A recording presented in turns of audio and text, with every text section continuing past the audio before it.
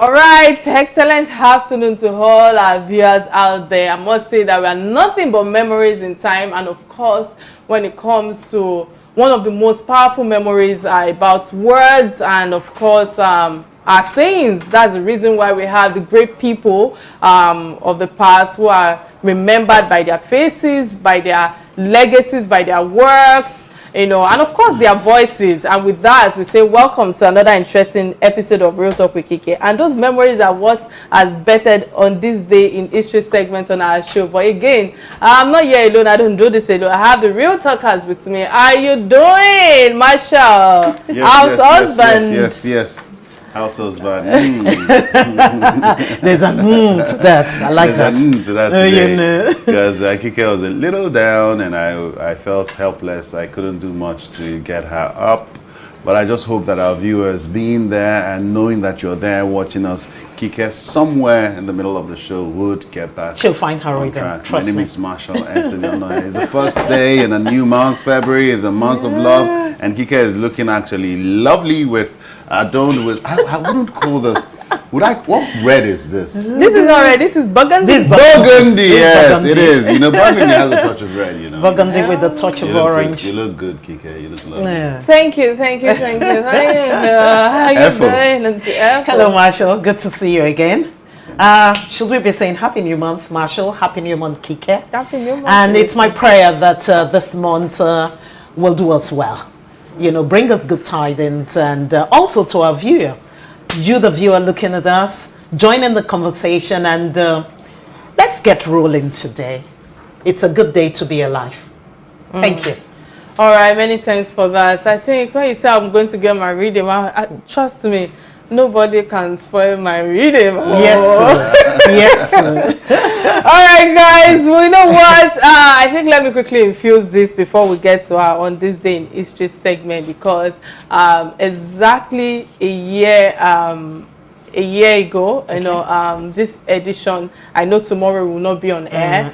This edition makes it 1 year anniversary on TV, and I can't help but be thankful to God and of course be grateful to all those who made it possible, for our sponsors, to the production team, to of course the co-hosts, and more importantly to our viewers who are the consumers of our content. You know, I say a big thank you to you for this journey thus far, and the fact that, you know, I can see the billboard of Real Talk with Kike coming in from VI. I'm like, the month is something we're doing right. Okay. But guys, I'm grateful, I'm thankful. This journey, it's real. You know, I think when I saw the billboard, it makes me understand that the work is times 10, not just times 2. You know, you have to put in the work, you have to, exactly.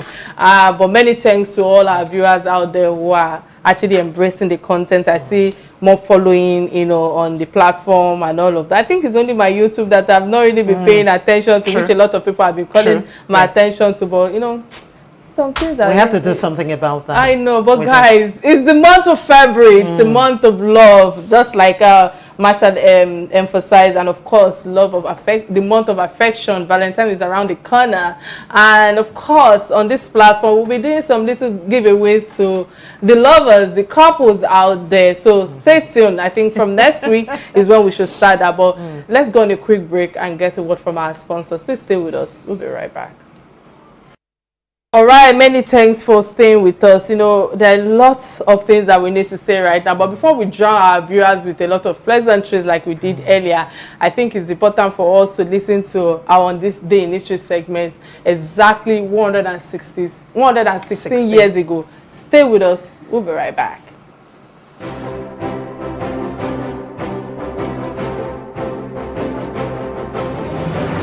On this day in history, 1906, exactly 116 years ago, Adetukumbo Ademola, Nigerian jurist, second Chief Justice of Nigeria, was born. He was appointed as Chief Justice on April 1st, 1958, replacing Sir Stafford Foster Sutton, who was retiring.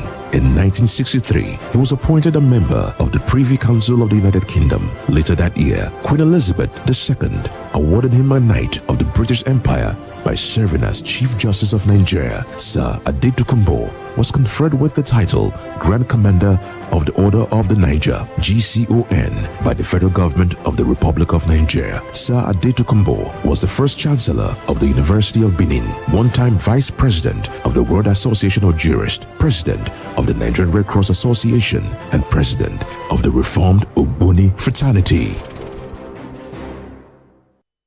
All right, exactly 116 years ago, like I said earlier, you know, a Nigerian jurist is how I should use it, and the second Chief Justice of the Federation was born, you know, and I feel, what do you have to say, Antefo, with his personality? What's your take on it on these days, this day in history segment? This day in history, Sir Adetokunbo Ademola. This is what we talk about, legacies. You know, he, from the record we have, he was a man of many firsts. No wonder his legacies live on. You understand? We said that time and again on this program that we ask that question, rhetorical question, what legacy are you leaving behind? He's left a legacy behind. That's why his name is still reverberating all over again.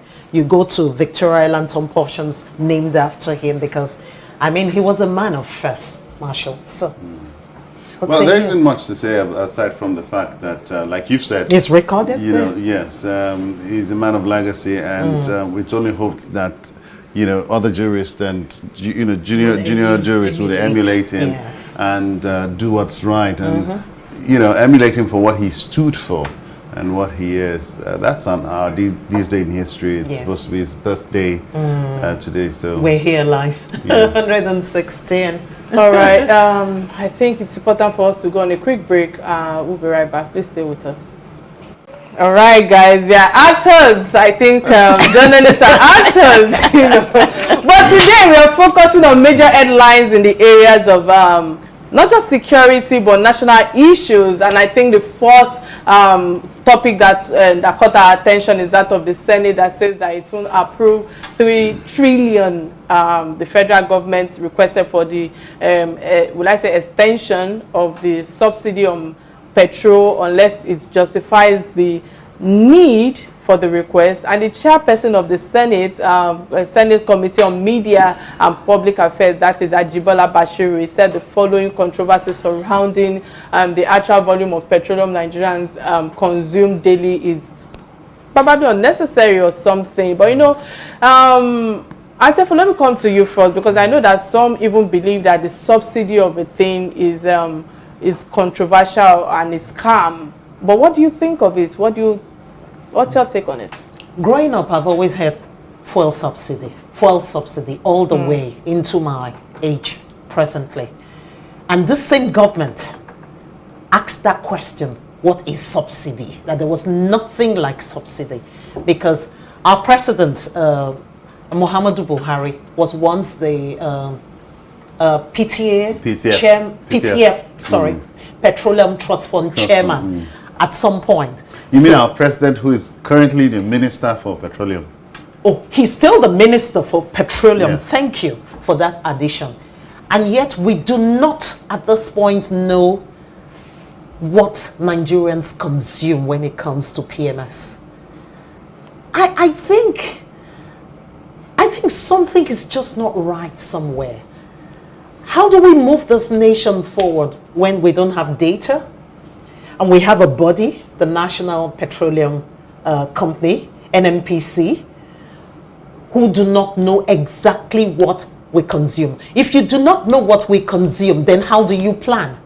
And where are the monies coming from that they budget for this subsidy? I think it's just like pouring water into a basket. It never gets full, Marshall. Yes. When Kike was asking you, the song, it be like, say they want to tell us another story again, It's just another story. Don't you think Nigerians are tired of stories? The National Assembly saying, we won't pay, we won't approve, we won't do this. We have to set up an ad hoc committee to investigate this and investigate that. These panels are going to be paid. monies would go into their investigation.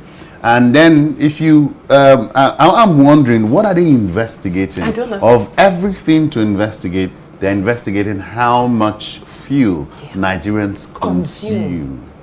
This, we're talking about the mainstay of the Nigerian economy, the nation's economy. 62 years after the mainstay of the nation's economy, and you do not have data or statistics.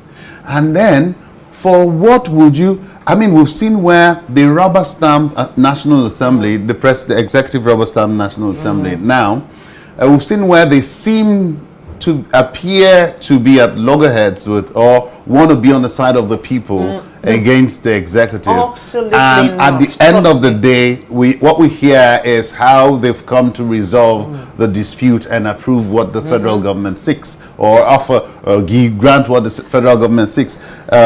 So for me, therefore, it's just another one day with another story. Like you rightly said, it is unheard of that you would want to investigate, and then to say that to request that you should leave out the NNPC, talk to the petroleum tanker drivers, talk to the commercial bus drivers.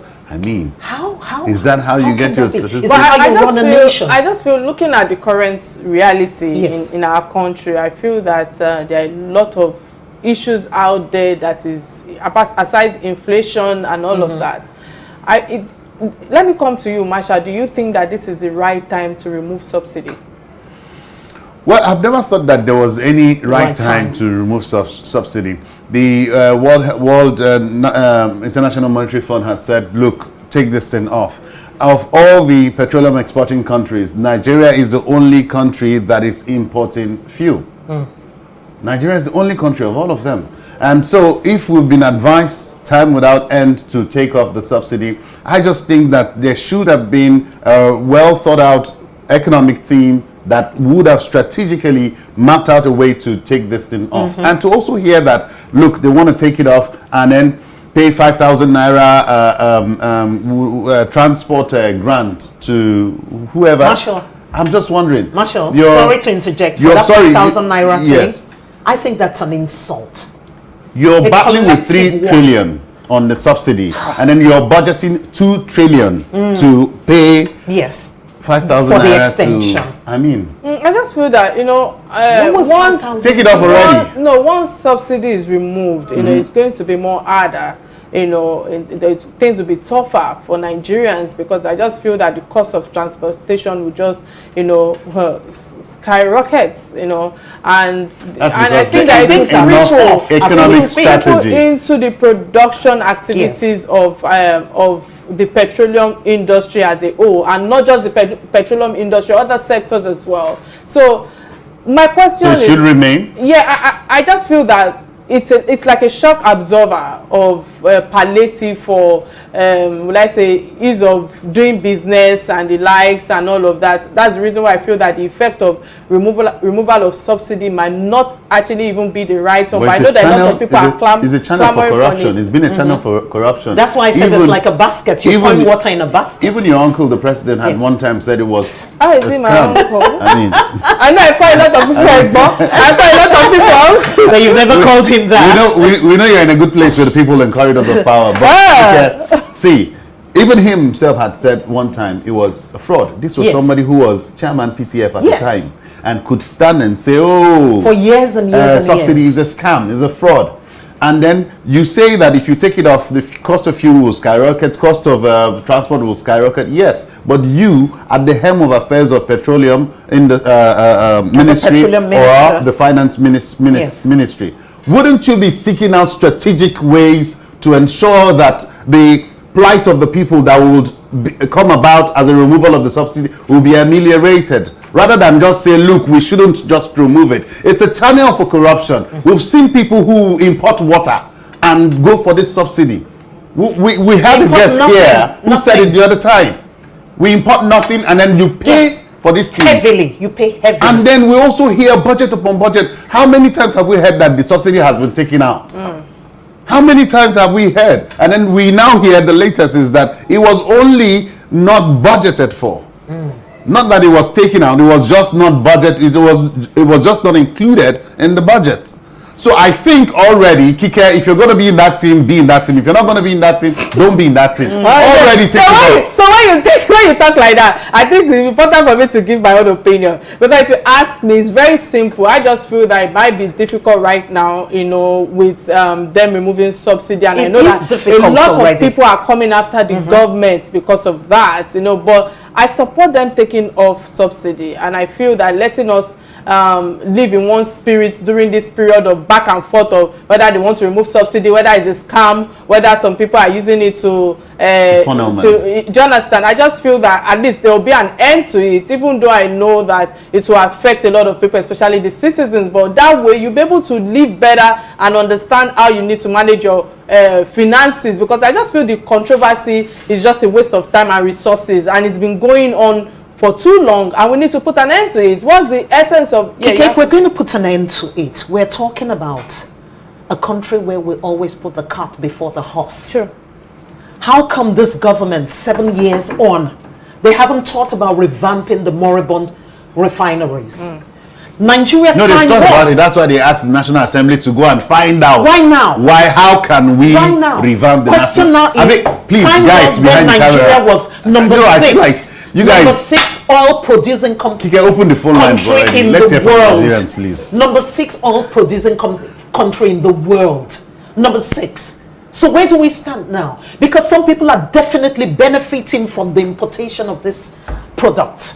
That's why it's been going on. I've been asked by the chair, by the house husband, to open the phone lines. Remember, you can be part of this conversation by calling our studio number 08098877400. And remember that we are streaming live on YouTube page, and of course on Facebook, on Real Talk with Kike platform, and of course on Facebook and Silverbird platform as well. And moving on to our second story that caught our attention, in that of the Rochas Okorocha, you know, Okorocha on the presidential race. You know, I feel that Imo State people, according to him, I'm quoting him now, that he feels like Imo State people have made him poorer, you know, and Imo State people owes him. I'm coming to you first before I come to the answers. That, you know, what's your take on this? Well, number one, Rochas Okorocha is a Nigerian.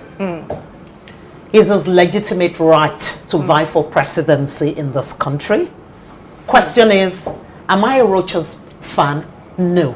A big fat no. Because this is the same man, when he was in government, brought his entire family into his cabinet. One man. I remember he was the same man who created the Ministry of Happiness. For anybody who was sad in their homes, you go there, and I think one of his in-laws also. But guys, we are really sad in this country. Yes. We need a department. There's no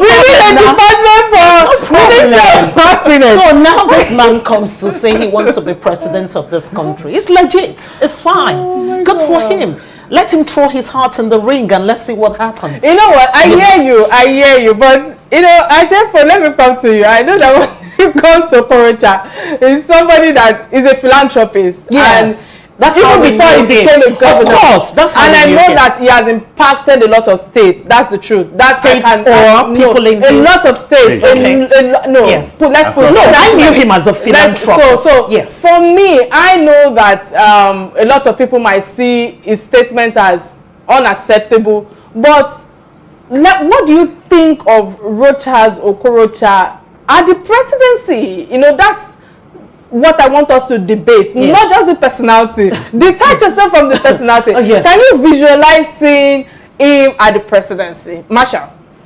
Well, the truth of the matter is, if I wish I could really say what better civil. Some time ago, Adams Oshomole was alleged to have said that if he's, I'll just paraphrase, if things don't go his way, he will tell Nigerians what is smelling in Aso Rock worse than a corpse. And Rochas Okorocha was alleged to have also said a similar statement. Okay. So if what is smelling worse than a corpse can, be in Aso Rock, then I don't know what could be worse than that. Rochas Okorocha for me is a character. That's the best way I'd rather describe him. I'm only hoping that if he becomes president, he would, build a statue for me in front of Aso, you know, and maybe Kike too would get a statue. He's a character, a very funny character, very controversial character in Imo State. And picking up the statement which he said, that Imo State has made him poorer, I'd say it's very, if we want to look at it critically, Kike would say, oh, he's a philanthropist, he's made, he's helped several families and made several states richer. You say, oh, I know him as a philanthropist. I also at some time had mentored after him, because before he became, he went into government, because he was into philanthropy. But now saying that the state you were serving made you poorer, were you expecting that the state would have made you richer as someone who was a public servant? And then probably did you amass wealth and the EFCC came after you and they seized your property and eventually you became poorer as a result of, you know, several investigations? You know, let's hear from Kike. Kike, what's your take? You know, before I give my take, I want us to concentrate on the Easterners and how I view them and how the public views them, because I feel that Easterners are good and they are business-oriented people, you know, and some school of thought have said that the shot at presidency, you know, for them can turn around the economy, you know, and of course when it comes to the financial mess that we are presently in right now with the current administration, that it might be of help. What do you think of it? You know, detach yourself from the personality. Do you understand? But what's your take on it when it comes to the Easterners and the economic and financial? Behave yourself. What's your take on it?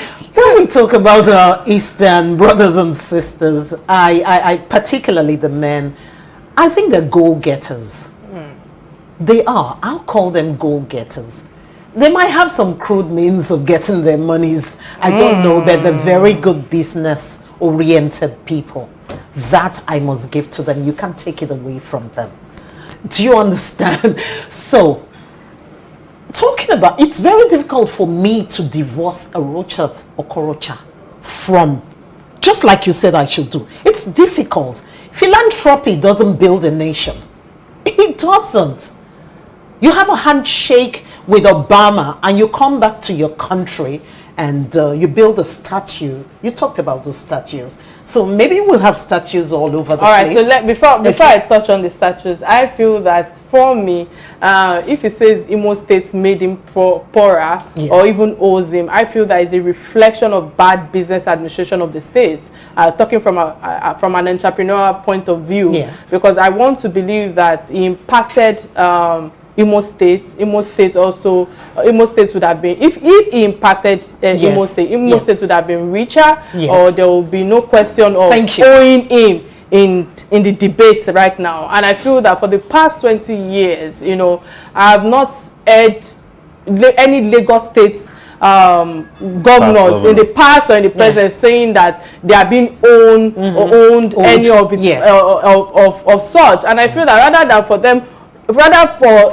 people to be saying that, for the past governors to be saying that they are being owed, rather they are being probed. It means that they've done something good and they've also amassed money along the line, which for me, I just feel that it's more better than for someone to say that the state is owing him. This is an index that shows that the state is not doing well financially. If you ask me, I'm talking from an entrepreneur point of this topic at hand, and I feel that not just financially, economically as well. Maybe that is the reason why there are always issues between himself and the present governor, because I know that the former governor Rochas have always been the one that, you know, they've been going back and forth on whatever issues that they have. And I feel that as an Igbo man, you know, yes, he might have vision, just like you said that the Easterners, you know, have their go-getters and all of that. Okay, I think we have a caller. Sorry, I can't get that. Hello, what's your name and where are you calling from, please? Hello? Okay, the call dropped. All right, so I just feel that with what have transpired between them thus far, especially talking about the two governors, is about justice, and this is one of the problems that we are facing, especially in the state and the present governor right now. And I feel that that is one of the things that is not bringing harmony into the state. That is the reason why you see that when a governor leaves the place, the other governor that is transitioning into the place of power will not continue the project. There's no continuity, and the citizens suffer for it. And I feel that is part of the challenges we are facing right now. Yes, if it comes to power, is there a possibility that we'll see a lot of back and forth that will be going on between them? The answer is yes. Now talking about the status that you spoke about, you know, quite a number of people have an issue with him when it comes to that. But if you ask me, I feel that it has helped tourism attraction, and it has helped the cultural heritage of our country. That's my own opinion, you know, because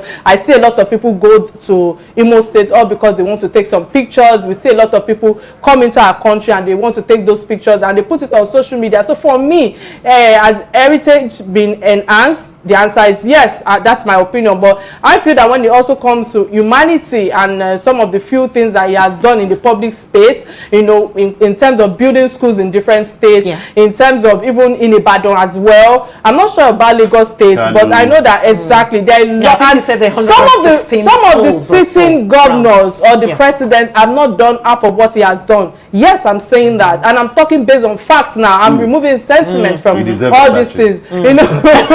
And I feel that also that's my opinion. We are all entitled to our views. You are entitled to and I feel that also probably because by second that Taiwo Lakano at the time was serving at IMO State, and I can attest to some of the good governance that in terms of you know, impacting one another, because he too actually impacted the states with insecurity that was ongoing at the time and the likes and all of that. But aside this, I feel Nigerians, we all need to come together to look for quality leaders. You know, I think we should look for that when it comes to the candidacy or the candidates ahead of 2023. Because all these people coming out with Okorocha, with what's it called? Peter Obi, and a whole lot of them. I just feel that there are quite a lot of things that are missing that we are not looking for in all these candidates, and I don't want us to repeat the same mistake. Do you remember what Chief Bode Judge said the last time he was on the show? He said the more the merrier. Let them come on. Let them come on. So at least we'll have an array. Their party primaries will tell us who will, you know, fly the party flag.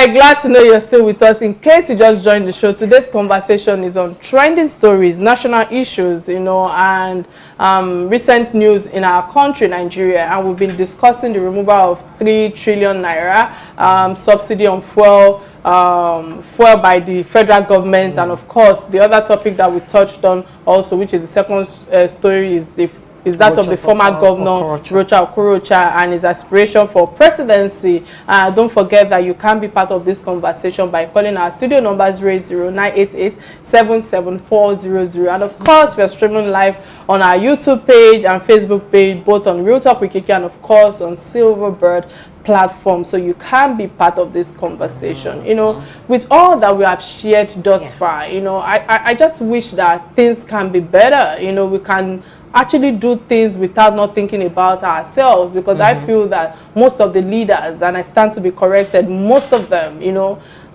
they've not really done much when it comes to, you know, I don't want to say certain things I want to say about one of the ministers, because I'll be interviewing the minister tomorrow when he keeps saying that infrastructure is better in this country and all of that. I have to start. It seems as if I want to use touchlight to start looking for the infrastructure, comparing it to New York. But I think that it would show more light on that. They'll tell you the real lines and all that. Yeah, in years to come. But moving on to the other third story that caught our attention, and this is more of a humanitarian story, and that is a 98-year-old widow, Mrs. Veronica Ngbawoku, you know, I think Ngbawoku Nwafo's house, you know, that was pulled down by her stepson, and their, you know, and the accomplice. In my head, and this happened exactly in Anambra State. Are you not from Anambra State?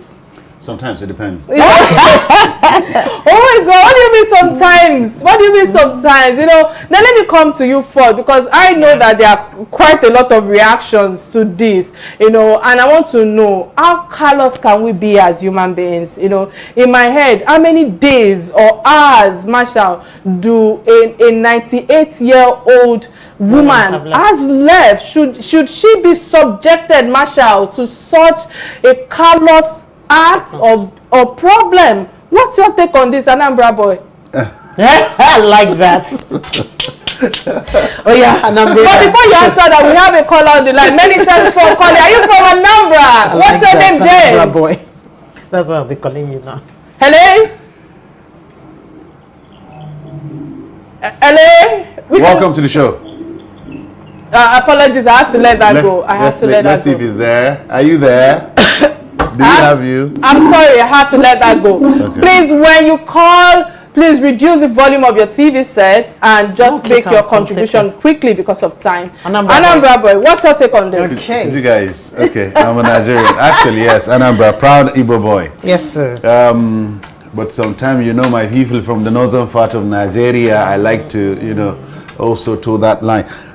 Yes, it's callous. I mean, it's all about Anambra, or it's the place where it happened. It's callous. I mean, 98-year-old woman, what could she have done to have her children or grandchildren pull down her house? Not her children, stepsons. Stepchildren pull down her house. Dispute over the years. Yes, they had inheritance dispute over the years.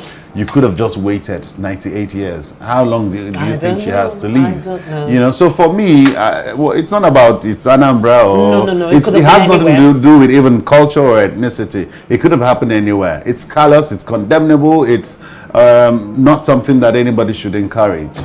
I don't even think that they even deserve to come on the Real Talk with Kike platform and let's talk about them. It's no, we have to talk about it. I agree. Yeah, there's a part where we can, you know, correct people who are. Because I just feel that this is coming from a place of evil, and the fact that the son of the third wife is also doing the same thing to the stepmother. I understand that there are quite a number of things that has happened behind them. I know that was what actually triggered it. But should we resort to destruction if we are dissatisfied with, you know, ourselves? You know, there are ways that we can actually resolve our disputes among ourselves instead of you now going off to now bring down the house. 98-year-old woman. My take on the matter, what are we saying? It's totally condemnable, like you said, totally unacceptable. And why did they have to wait till Apologies, we have a caller on the line. Hello, many thanks for calling. Who's left to us? Good afternoon.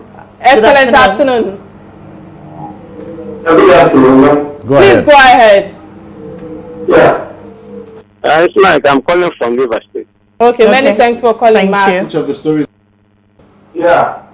Concerning the Okorocha presidency, the fact is that the Hausa Fulani people has made IMO State a failure state like before, during the time of Mbakwe, the former governor. The eastern heartland of Igbo people is Imo State and Owo.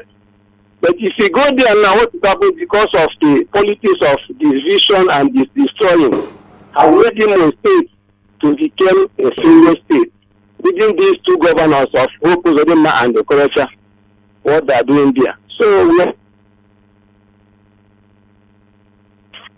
that is my input. He didn't hear you. Say that again. Do you think that Okorocha is a man fit for the president to become the president of Nigeria? It's not what they are told at all. Thank you. Thank you. Many thanks for that. Thank you. So like I was saying, I said it is callous, it's unacceptable. The question now is, this problem didn't start today, the issues they have in the family. Why did they now have to wait till she was 98? For crying out loud. Please, where is this respect for the elderly? We need to fix this country. We can't keep doing these things.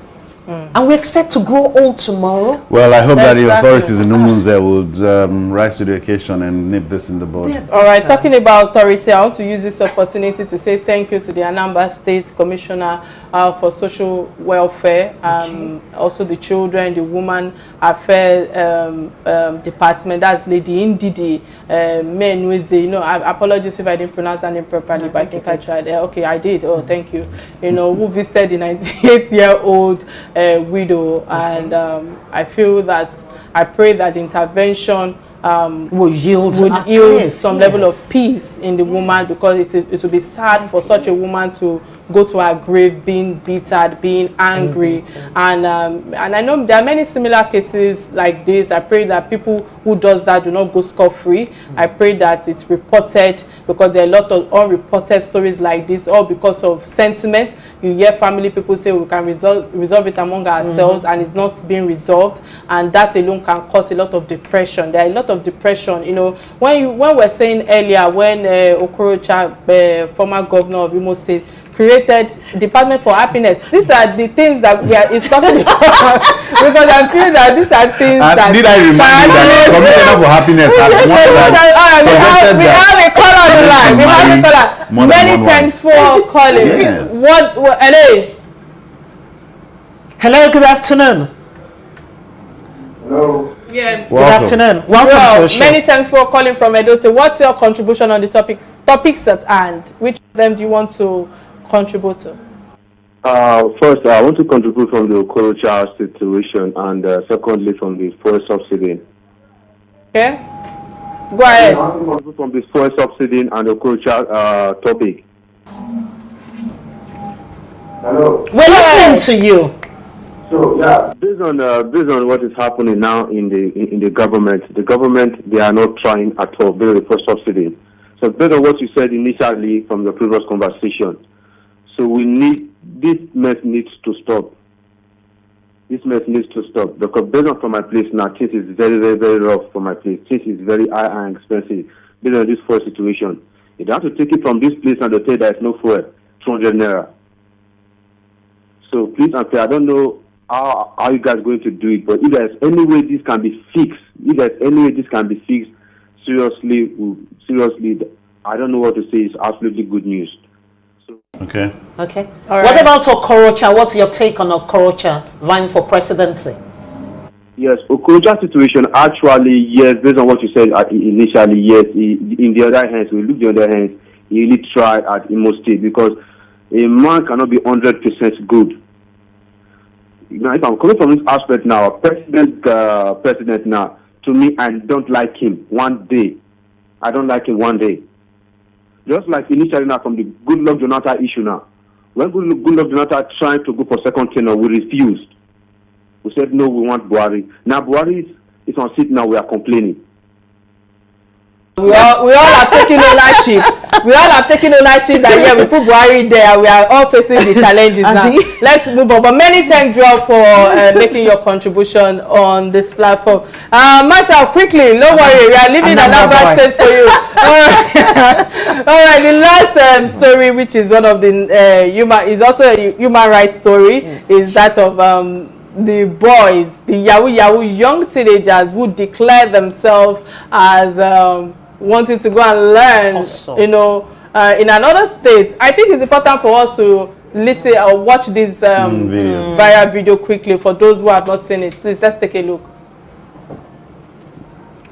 Okay, the video. All right. Okay. While we are waiting for that, you know, let me come to you, and therefore, you know, these tiny kids, you know, traveled from Delta to 14, Edo 15, State, 16 years and I just feel that their parents, you know, however you look at it, didn't even declare them missing. You know, I'm wondering if I cannot find my 13, 14, don't let's say me, but if we cannot find our 13, 14, 15-year-old students or children rather, you know, what the first thing that will come to your mind is going to the nearest police station.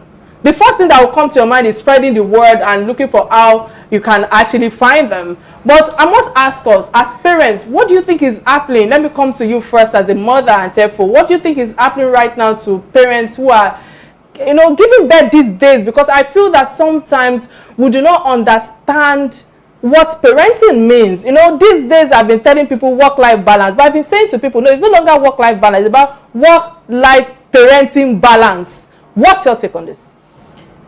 This is very absurd, but it's happening every day, trust me. This is as a result of parental failure. Parental failure, and you hit the nail on the head just now, because I already had that on my lips to say. What's the essence of having multiple children when you know you cannot cater for them? Apologies, I have to interrupt your line of thought. We have a caller on the line. Many thanks for calling. Hello. Akiyomi, welcome to the show. Good afternoon. Please, can you reduce the volume of your TV set, please? Oh. Go ahead. I can hear you. Go ahead. We can hear you too. I can hear you. Go ahead. Apologies, I have to let this go. Please. Go ahead. Okay, so what is the essence of having multiple children that you cannot cater for? Because if you find out a lot of men and women have no business being parents, trust me. It's just for the fun of it to say, I am Baba this, I am Mama this. How do you have children you do not look out for? Children you cannot provide for? It's not easy on all fronts for everybody. But everybody's trying to find a balance any which way. Like Kike rightly said, 14, 15, 16. What did they say? They were asked, do your parents know that you're in Edo State? They said yes. You find parents pushing their children into doing evil in our country right now. And if we do not nip this in the bud now, if we do not start this conversation, we do not start talking to ourselves, we're in a very big mess So right the now. question to you Yes. right now with what you've just shared is a fact that I feel that there's an abuse of entrepreneurial literacy that is going on right now, especially when it comes to, parents allowing their kids or their teenagers to hawk. We see a lot of these students on the, or I keep saying students, children, on the main road, Yes. is either they are hawking or they are in one, what's it called now, apprenticeship, kind of store, Yes. or probably they're even learning business, Yes. because you've seen that this kind of boys are saying that they want to learn business, and the business they want to learn is Yahoo. And this is the argument for me in terms of how do we try to support our children, educate them in terms of there's time for everything, and everything starts from a step without you not wanting to become rich right now. What's your take on it, Masha? Okay. Because you were the one saying something. I was still regarding coming that. to that. The parents have the share of the blame. The government also have the share of the blame. True. Those in authority today, most of them went through the Awolowo UPE, Universal Primary Education, free. Their parents didn't pay for their education. So, but what do we have now? If the schools are open for learning and the education is free and these children are not in school, then we'll know there's a problem. But when you have schools that parents cannot afford, we're even talking about government schools now. You're talking about schools where you can pay tuition and all of that, uniforms, buy books and stuff. So what do you expect? The parents are in dire straits. Because the same people who enjoyed free education are the same people who are lording it over Nigerians now, building the schools for the bourgeois that even the poor cannot even go near. Marshall, I don't know what you think. I saw that video and I thought to myself, it's an indication of a total collapse of the moral institution of family. You spoke about how some parents push their children into immorality. In fact, I was reading a story of how a mother and one of her sons had to kill her other son for ritual. Was he killed? No, so I Was he think killed? that there's a story that I saw how a teenager in Abeokuta, Saliu, Majakodumi by name, who slaughtered his girlfriend, Sophia or something, Yes, I saw it. I heard so, that and story. it's about money rituals, Yes. and this explains it, because as far as I'm concerned, I just feel that the practice of let's get rich quickly is what is affecting the teenagers of today. Yes. And I think also, Masha, coming to you, I feel that social media have done a lot of harm than good, if you ask me, when it comes to our teenagers today. I agree. When you see some of them, trying to twerk, there's a reason why they are twerking. There is a reason why they are exposing their cleavages. There's a reason why you see them wanting to GM older men that are old enough to birth them, that are old enough to be their grandfather. So I'm asking you, what direction do you think that, we can actually advise those who are listening to us right now, because it's becoming very alarming. It's you know, it's because these 3 boys were caught. What if they weren't caught? Where would they be right now in terms of their mental health and of course the poverty mentality that is wrong with us here? It's just morality, like I've said, the breakdown of the institution of values and morals. We've also lost it. We've just lost it. EFO harped on the need for parents to not have too many. Apologies, I have to interrupt a line of thought. We have a caller on the line, Akinola. Many thanks for calling. What's your contribution on the topics at hand? Akinola, please go ahead. Okay, yeah. My take first on the old woman that the stepson wants a house, etc., etc. For me, I believe it's the reward the woman is getting. That's my own take, because you always pay for the coin you've shown before. That's my own belief. So if she had not been good to the guy's father or mother, or she had neglected the son, and one or the other here, he's venting out his own anger, and he's only the one that he can vent out his anger on. That's my take on that. But I pray that there's going to be rehabilitation for the whole woman, because she should not be left at this age of her life in that kind of situation. That's my take on the old woman's issue. Thank you. You're saying it's the reward. Reward of what she's probably done before. We didn't look at that. That's his own opinion. That's another perspective. But I don't even it's think, even at that, 98. Even at that 98, like I said earlier, how many days, how many weeks does this woman have left? Exactly. Can you please even pray to God that you even attain that age in the first place? Because as we all know, young people die, older people die. Death is not about age. Death is not about age. And it's unfortunate that a young person can call and say that, oh, yeah, it is the fruit of your hands and all of that. But well, yeah, entitled to your opinion.